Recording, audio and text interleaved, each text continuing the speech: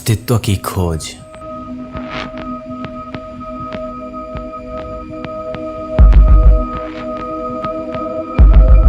जीवन का परम उद्देश्य,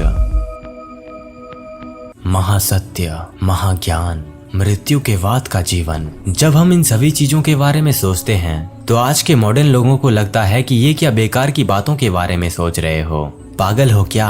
इसी सोच की वजह से हम ये सब बातें करने से डरते हैं कि लोग क्या सोचेंगे।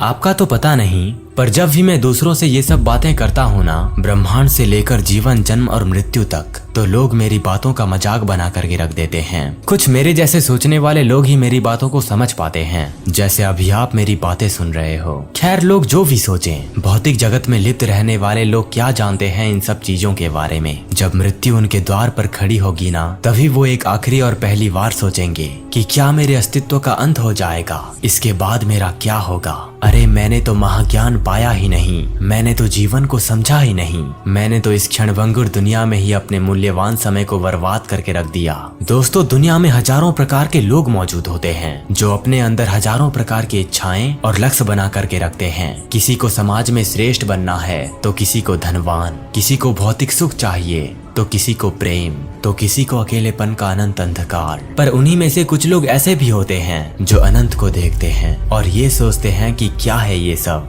समय तो बीत रहा है, मेरे शरीर से लेकर ये दुनिया और दुनिया में मौजूद समग्र जीव जंतु और प्राणी, पेड़ पौधों से लेकर सारा ब्रह्मांड धीरे धीरे अपने अंत और विनाश की ओर आगे बढ़ रहा है। क्या मैं अपना सारा जीवन बाकी आम लोगों की तरह मौज मस्ती करके बिता दूं, किताबों को रट्टा मारकर, जॉब पाकर, शादी करके, खा पीकर ऐसे ही एक दिन मर जाऊंगा, या इस महासत्य को पहचान कर अपने ज्ञान का इतना विकास कर लूं जो मुझे दूसरों से अलग सोच और एक अलग जीवन प्रदान करेगा, जो मुझे परम सत्य से मिलवाएगा और एक अनंत शांति प्रदान करेगा, जो असल में एक महाज्ञानी का अमूल्य धन होता है। ज्ञान। आखिर क्या है ज्ञान? वह चीज जिसे आप महसूस करते हो, वो नहीं जो आप किताबों में पढ़ते हो। अरे असल ज्ञानी का काम तो अनुभव और क्षणभंगुरता के सत्य को महसूस करना है, जो मानव को दुनिया में से एक भिन्न प्राणी बनाती है। अब जब हम अपने आप को देखते हैं, अपने भीतर झांकने का प्रयास करते हैं, तो एक ध्वनि प्रकट होती है जिसे मैं कहा जाता है। आखिर क्या है ये मैं? मन,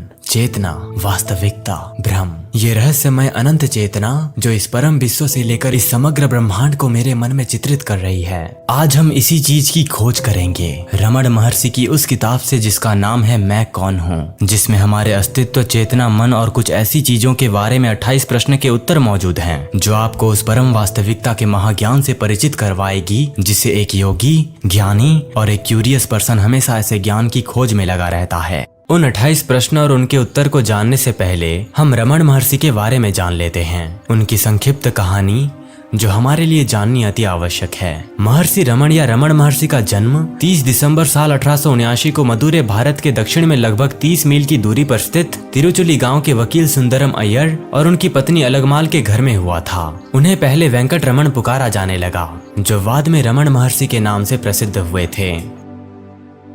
रमण महर्षि की ये जो किताब मैं कौन हूँ है, ये स्व जांच यानी कि सेल्फ इंक्वायरी पर आधारित प्रश्न और उत्तरों का एक समूह को दिया गया शीर्षक है। ये 28 प्रश्न श्री एम शिवप्रकाशम पिल्लई द्वारा श्री रमण महर्षि के सम्मुख लगभग साल 1902 में रखे गए थे। श्री पिल्लई, जिन्होंने रमण महर्षि को वो प्रश्न पूछे थे, वो दार्शनिक शास्त्र के स्तनक थे। साल 1914 में वो अपनी एक सरकारी यात्रा के समय उन्होंने अरुणाचलम में स्थित विरूपाक्ष पहाड़ी की गुफा में श्री रमण महर्षि से भेंट की थी। उन्होंने उस समय रमण महर्षि से आध्यात्मिक मार्गदर्शन मांगा और स्व जांच से जुड़े प्रश्न के उत्तर जानने चाहे। उस समय रमण महर्षि मौन व्रत धारण किए हुए थे, इसीलिए उन्होंने उनके प्रश्न के उत्तर लिखित रूप से दिया था। दोस्तों, अब आगे वीडियो में हम उन्हीं प्रश्न के उत्तर जानने वाले हैं, लेकिन पहले ये जान लेते हैं कि हमारा मन जो है ये विचारों से मिलकर बनता है।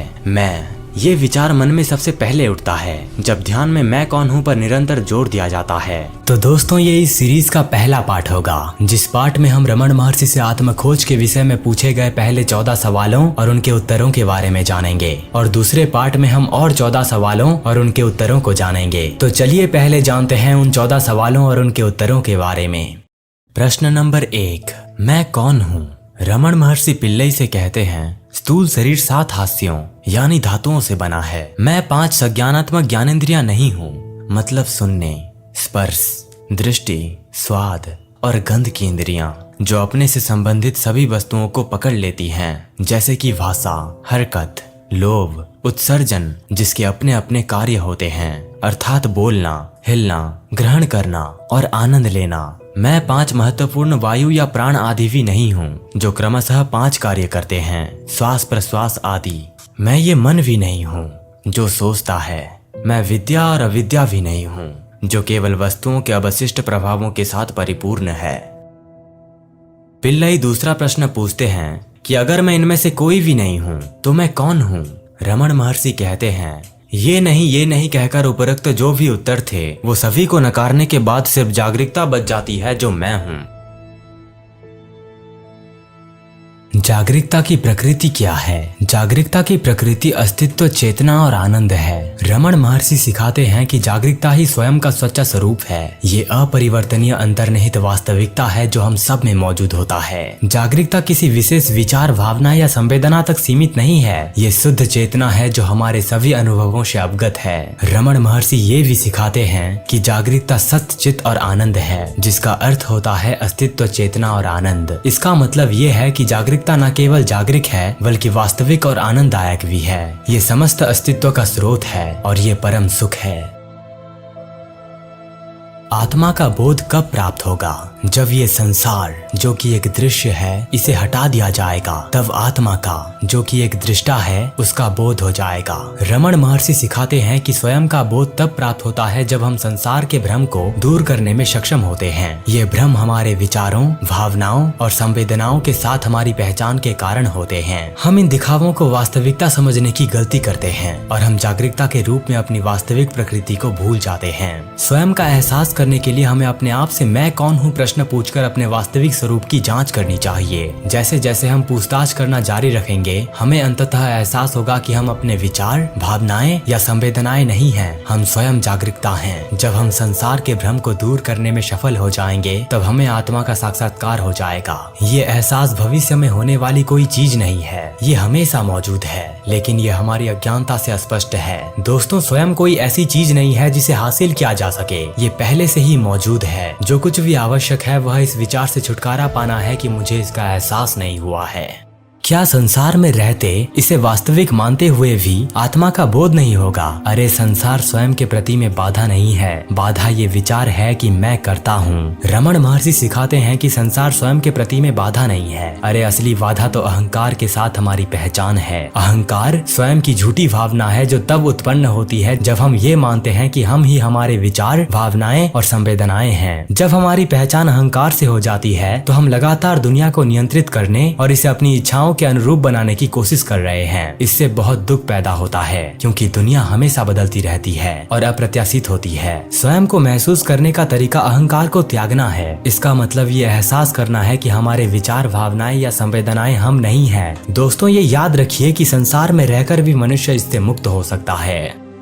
आत्म साक्षात्कार का साधन क्या है? आत्म साक्षात्कार का साधन आत्म जांच है। रमण महर्षि कहते हैं कि आत्म जांच आत्म साक्षात्कार का सबसे प्रत्यक्ष और प्रभावी साधन है। आत्म जांच में बार बार ये प्रश्न पूछना शामिल है कि मैं कौन हूँ, और उत्तर पर ध्यान देना। जैसे जैसे हम अपनी वास्तविक प्रकृति की जांच करना जारी रखते हैं, हमें अंततः एहसास होगा कि हम अपने विचार, भावनाएं या संवेदनाएं नहीं हैं, हम स्वयं जागरूकता हैं। दोस्तों, कहने का मतलब ये है कि आत्म जांच ही आत्म साक्षात्कार प्राप्त करने का एकमात्र साधन है।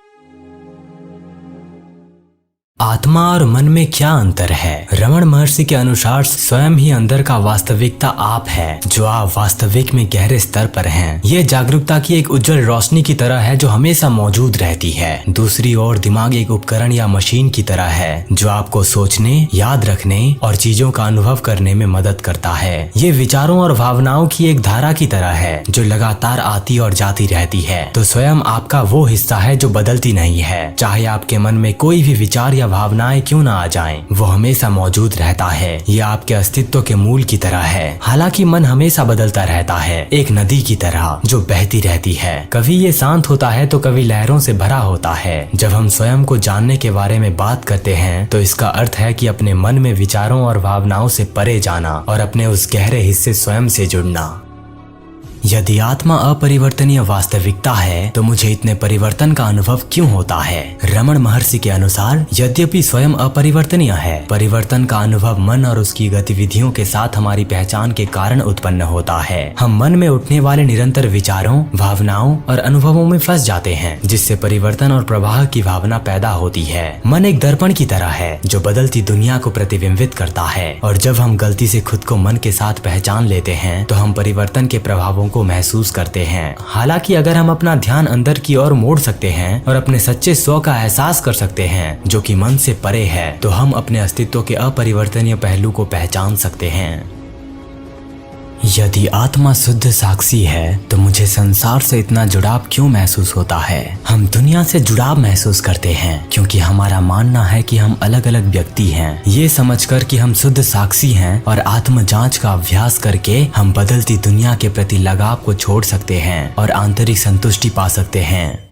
मैं अपने आप को मन की आसक्तियों से कैसे मुक्त कर सकता हूँ? रमण महर्षि उत्तर देते हैं, अपने आप को मन की आसक्तियों से मुक्त करने के लिए उनमें फंसे बिना अपने विचारों और भावनाओं का निरीक्षण करें। उस जागरूकता पर ध्यान केंद्रित करें जो उन्हें देख रही है। पहचानें कि विचार और भावनाएं अस्थायी हैं, लेकिन सच्चा स्व अपरिवर्तित रहता है। आप वैराग्य विकसित करेंगे और अपने भीतर पूर्णता पाएंगे, जिससे अधिक स्वतंत्रता और शांति मिलेगी। आत्मा का स्वरूप क्या है? श्री रमण महर्षि के अनुसार स्वयं की प्रकृति शुद्ध चेतना या जागरूकता है। ये हमारे अस्तित्व का अपरिवर्तनीय सार है जो मन और शरीर से परे मौजूद है। आत्मा शाश्वत, शांतिपूर्ण और जीवन के उतार चढ़ाव से अप्रभावित है। अपने वास्तविक स्वरूप को स्वयं के रूप में महसूस करके हम गहन आंतरिक शांति और स्वतंत्रता का अनुभव कर सकते हैं। मैं स्वयं का एहसास कैसे कर सकता हूँ? स्वयं का एहसास करने के लिए श्री रमण महर्षि कहते हैं कि आत्म जांच में संलग्न हो और अपना ध्यान अपने भीतर जागरूकता के स्रोत की ओर मोड़ें। मैं कौन हूँ प्रश्न करके और मन का अवलोकन करते हुए आप धीरे धीरे विचारों और भावनाओं के साथ तादात्म्य को पार कर सकते हैं, जिससे स्वयं का प्रत्यक्ष अनुभव प्राप्त हो सकता है। जीवन का उद्देश्य क्या है? महर्षि के अनुसार जीवन का उद्देश्य स्वयं के वास्तविक स्वरूप को महसूस करना और जन्म और मृत्यु के चक्र से मुक्ति प्राप्त करना है। अपनी वास्तविक पहचान को समझकर और स्वयं में बने रहकर हम दुखों पर काबू पा सकते हैं और स्थायी शांति पा सकते हैं। सत्य और भ्रम में क्या अंतर है? सत्य वह अपरिवर्तनशील वास्तविकता है जो सभी अनुभवों का आधार है, जबकि भ्रम का तात्पर्य हमेशा बदलती उपस्थिति से है जो हमें एक अलग अस्तित्व में विश्वास करने के लिए धोखा देती है। सत्य और भ्रम के बीच अंतर को समझकर हम झूठी पहचान से अलग हो सकते हैं और शाश्वत स्व के रूप में अपनी आवश्यक प्रकृति की सच्चाई में बने रह सकते हैं।